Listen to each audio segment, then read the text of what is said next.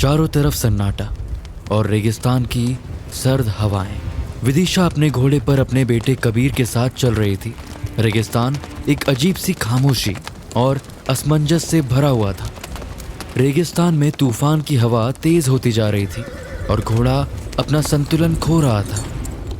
ये हवा, ये रेगिस्तानी तूफान, इस वक्त ये सब हो रहा था और ऐसा क्यों लगता है जैसे इस मिट्टी के नीचे कुछ है।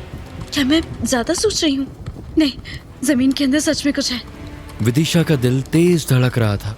उसके घोड़े के पैर जमीन पर संभलते नहीं बन रहे थे। तभी उसने देखा कि मिट्टी घूमने लगती है।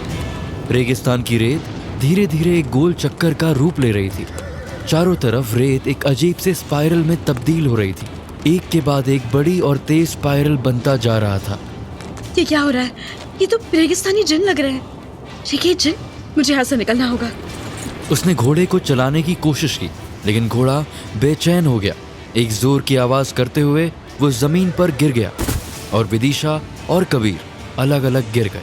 विदिशा का चेहरा मिट्टी और रेगिस्तान की धूल से भर गया। वो रेंगते हुए कबीर की तरफ बढ़ने लगी। कबीर रो रहा था, लेकिन रेगिस्तान में आए तूफान के कारण उसकी आवाज मुश्किल से सुनाई दे रही थी।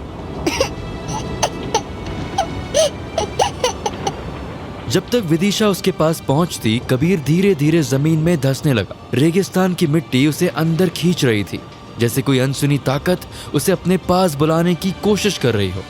कबीर, नहीं, नहीं कबीर, कबीर। विदिशा के आंसू मिट्टी के साथ मिलकर उसका चेहरा भिगा रहे थे।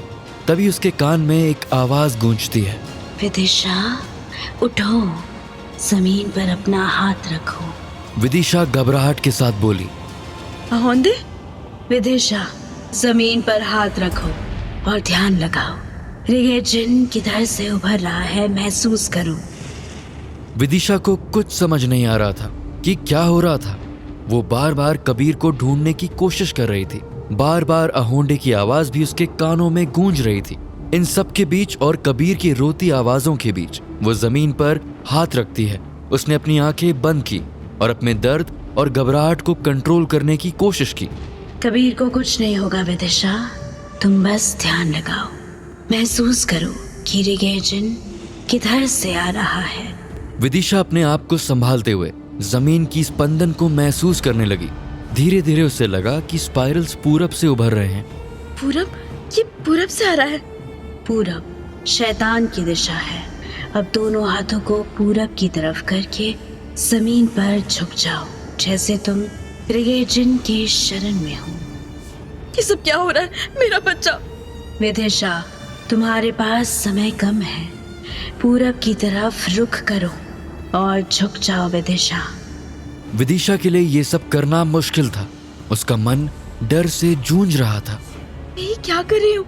कबीर, झुको विदिशा, रे जिन को दिखाओ कि तुम उसकी शागिर्द हो। सिर्फ तभी तुम्हें इस रेगिस्तान में सुरक्षा मिलेगी। विदिशा ने अहोंडे की बात मानी और अपने हाथों को पूरब की तरफ करके झुक गई। धीरे धीरे स्पाइरल्स कमजोर होने लगे और रेगिस्तान की हवा शांत होने लगी। विदिशा ने अपने आंसुओं को पोंछते हुए कबीर की तरफ दौड़ लगाई। उसने कबीर को उठाया, जोर से गले लगाया और उसका चेहरा चूमा। कबीर, मेरा बेटा, तुम ठीक हो? कबीर की आंखों में डर था, लेकिन उसने अपनी मां को जोर से गले लगा लिया। तभी विदिशा का ध्यान अपने घोड़े की तरफ गया। उसका घोड़ा जमीन पर लेटे हुए अपनी आखिरी सांस ले रहा था। विदिशा, तुम्हारा घोड़ा अब रे जिन के साथ पूरब की तरफ जा चुका है। तुम्हारी जान बचाने की कुर्बानी उसने दी है। विदिशा के आंसू रोके नहीं रुक रहे थे। उसने गुस्से और दुख के साथ बोला, अब मैं क्या करूंगी? मैं पश्चिम की तरफ दोबारा नहीं जा सकती। पूरब की तरफ रे जिन है। अकेली अकेली मैं क्या करूंगी? जो दिशा तुम्हारे दिल को सही लगे उस दिशा में जाओ। मैं तुम्हारे साथ हूँ विदिशा, तुम्हें कभी अकेला नहीं छोड़ूंगी। विदिशा ने अपने हाथ जोड़कर अहोंडे का शुक्रिया किया। उसकी आंखों में एक नई शक्ति और निर्णय था।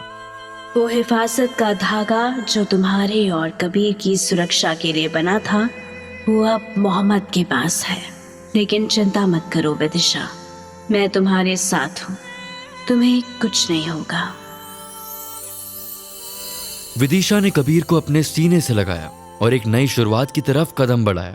अहोंडे की आवाज उसके कानों में गुनगुनाती रही, जैसे कि इस कठिन सफर में अब उसके साथ एक और साथी जुड़ गया था। विदिशा अपनी आंखें बंद कर लेती है और एक पल के लिए सब कुछ शांत हो जाता है।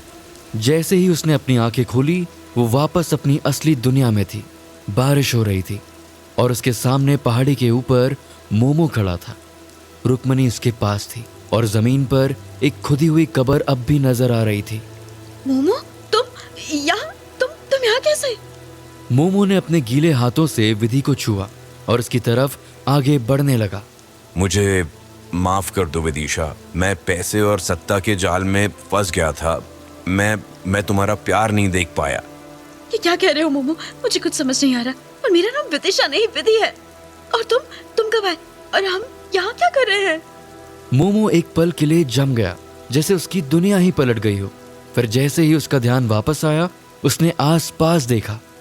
विधि, रुक्मणी, ये मैं कहाँ हूँ? मैं वापस।